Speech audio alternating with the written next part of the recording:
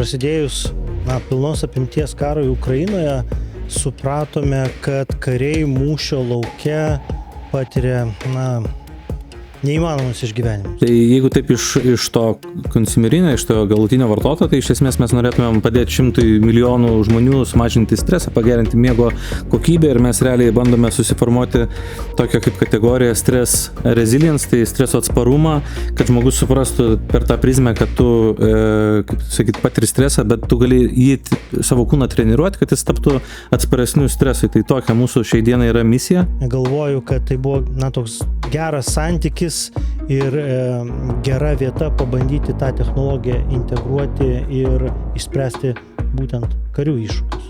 Kiek jūs globaliai jau esate pardavę Pulseto, nežinau kaip įvardinti, rinkinių ar tai priemonių? Virš 300 000 dabar esam pardavę. Tai turbūt apie 200 bus į Amerikos rinką. 200 000.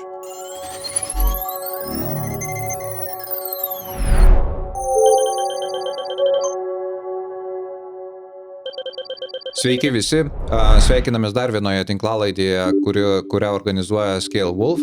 Kalbamės apie gynybos pramonę ir investicijas, kaip jos tarpusavyje gali kurti pridėtinę vertę ir kaip lietuvių idėjos realizuojasi.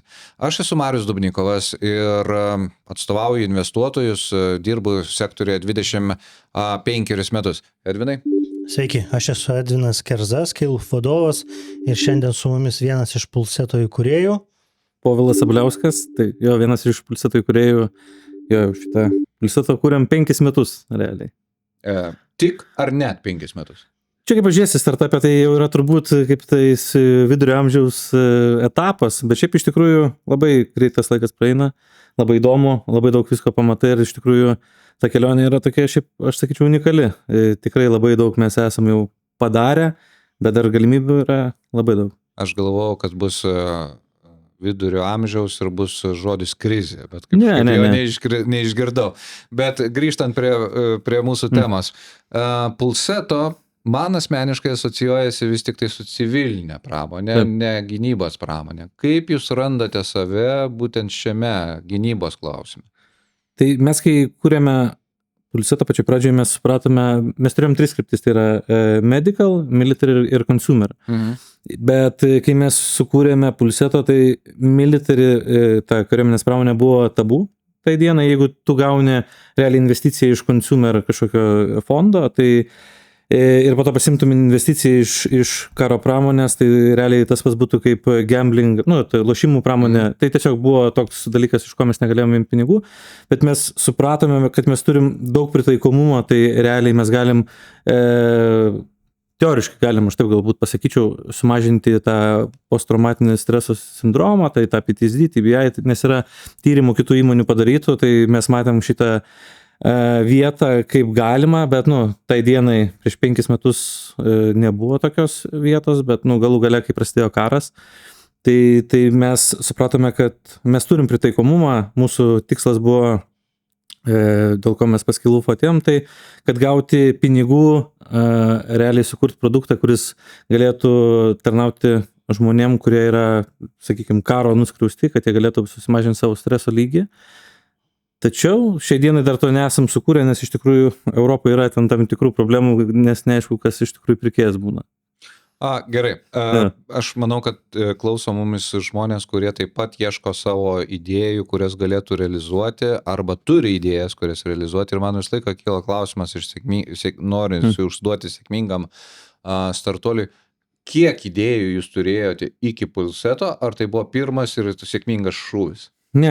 Tiek aš ir tiek mano co-founderis Vitalijus, mes esam turbūt turėję po kokias 3-4 idėjas atskirai, tai buvo tam tikrose vietose, aš turėjau kažkokią gamybos įmonę, kur tai tikrai mes esame turėję įvairių tų idėjų, bet dažniausiai, jeigu eini į verslą, tai žinai, kad tikrai dažniausiai pirmas nebus sėkmingas, antras galbūt nebus sėkmingas, galų gale, bet tiki savimi, tiki savo idėjom ir ieškai tas, kas pasiseks. Edvinai, kaip jūs juos atsirinkote? Mes girdėjome istorijos apie kosmosą, girdėjome apie dronus, čia yra visiškai kita tema.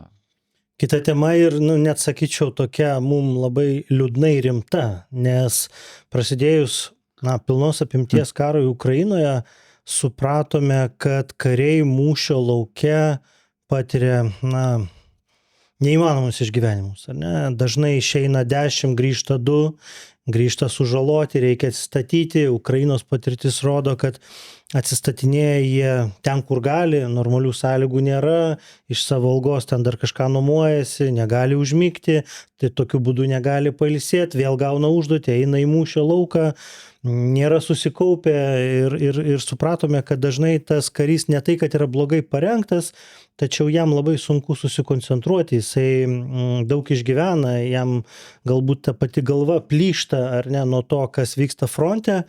Ir čia jūs abudu taikliai pradžioj pastebėjot, kad lyg ir technologija labiau paplitusi civilinėme gyvenime, tačiau karys irgi civilis. Irgi Dienos žmogus. pabaigoje. Dienos pabaigoje jisai grįžta namo atostogų, grįžta po misijos, jam reikia išsimiegoti, jam taip pat skauda galva ir kitų gal iššūkių kyla.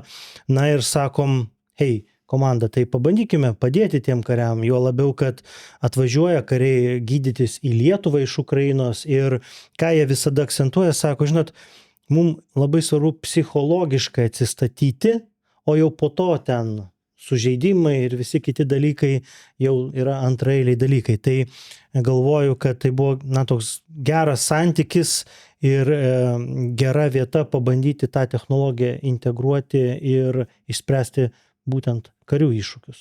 Kiek jūs globaliai jau esate pardavę Pulseto, tų, nežinau kaip įvardinti, rinkinių ar tai priemonių? Virš 300 000 dabar esam pardavę. Tai turbūt apie 200 bus į Amerikos rinką. 200 000. 100 000 vienetų. Jo. Tai reiškia, tai yra jau brandus verslas. Tai greičiausiai jūs esate išgryninę savo misiją. Kokia jūsų misija ateinančio į darbą žmonių galvose turi skambėti, jeigu jisai dirba Pulseto? Tai jeigu taip iš to konsumerinio, iš to galutinio vartotojo, tai iš esmės mes norėtumėm padėti 100 milijonų žmonių sumažinti stresą, pagerinti miego kokybę ir mes realiai bandome susiformuoti tokią kaip kategoriją stress resilience, tai streso atsparumą, kad žmogus suprastų per tą prizmę, kad tu, kaip sakyt, patiri stresą, bet tu gali jį savo kūną treniruoti, kad jis taptų atsparesniu stresui. Tai tokia mūsų šiai dienai yra misija. Su military medical applicationais, tais panaudojamumais yra ten kitos misijos, bet ten yra skirtingos komandos tam šiai dienai. Edvinai, mes matome visiškai skirtingą istoriją, tai yra startuolis, kuris jau sugeba parduoti 100 000 vienetų savo produkcijos ir tai daro globaliai, Jungtinės Amerikos valstijos, Europos Sąjunga. Kuriame etape jūs atėjote į Pulseto ir kiek etapų jau yra praeita būtent finansuojant šį verslą? Mes atėjome į tą etapą, kur jau buvo aišku, kas yra technologija, apie ką jinai ir ar jinai veikia. Ir tada tik tai reikėjo atsakyti klausimą, kaip ją pritaikyti gynybos srityje, kaip ją ištobulinti, galų gale čia yra medicina, čia yra dar ilga kelionė, kol tu pačią technologiją sertifikuoji ir yra skirtingi dalykai, kai tai yra tavo geroviai skirtas įrenginys ir kai jį galima laikyti medicinos įrenginiu ir sertifikuoti. Tai mes atėjome į tokį etapą, kur įmonei reikia tokią, pokytį padaryti, užbaigti produktą, jį licenzijuoti, gauti reikalingus leidimus, kad niekam nebekiltų klausimų, kad čia, girdi kažkoks šarlataniškas prietaisas, kuris čia kažką tai tavo kakle vibruoja ir, neva, kad jis galbūt neveikia. Iš tikrųjų, tai yra sudėtingas mokslinis etapas, kurio eigoje prietaisas bendrauja su tavo visa nervų sistema ir reikia dar suprasti, kaip kiekvienam tam žmogui, jį tinkamai pritaikyti. Renkantis, sakykime, investicijas skirtingi sektoriai, ar buvo lengva ateiti į būtent į Pulsetą?